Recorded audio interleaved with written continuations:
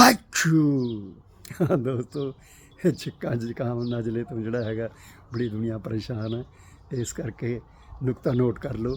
100 gram ਬਦਾਮ, 100 gram ਖਸਖਸ, 100 gram ਭੁੱਜੇ ਹੋਏ ਛੋਲੇ, 50 gram ਮਿਸਰੀ, ਇਹ ਸਾਰੀਆਂ ਧਾਗੇ ਵਾਲੀ ਮਿਸਰੀ, ਇਹ ਸਾਰੀਆਂ ਚੀਜ਼ਾਂ ਮਿਲਾ ਕੇ ਪੀਸ ਕੇ ਸਮਾਰ ਕੇ ਇਹਦਾ ਪਾਊਡਰ ਬਣਾ ਲੈਣਾ, ਰਲਾ ਕੇ ਤੇ ਸ਼ਾਮ ਨੂੰ ਰਾਤ ਨੂੰ ਪੈਣ ਲੱਗੇ ਦੁੱਧ ਨਾਲ 2 ਚਮਚੇ ਲੈ ਲੈਣੇ ਜੀ। ਇਹਦੇ ਨਾਲ ਤੇ ਅੱਖਾਂ 'ਚ ਪਾਣੀ ਆਉਣਾ, ਛਿੱਕਾਂ, ਨਜ਼ਲਾ, ਸਿਰ ਦਰਦ, ਤੇ ਇਹ ਸਾਰਾ ਜਿਹੜਾ ਠੀਕ ਹੋ ਜਾਊਗਾ।